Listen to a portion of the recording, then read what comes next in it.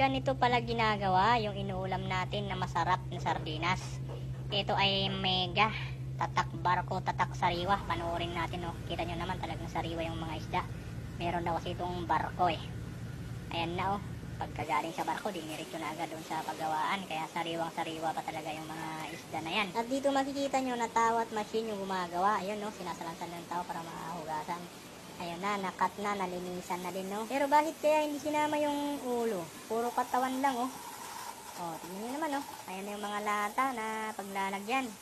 At dito yung maglalagay ay tao. Mano-mano niyang ilalagay yan. Kasi siguro hindi matandya ng machine kung tig-ilan yung ilalagay. Yung tao, alam niya kung tig-2 ba o tig-3. Ayan na, oh. Nailagay na dun sa mga lata. Tapos i-double check para masiguradong malinis, matanggal yung mga lamang loob ba.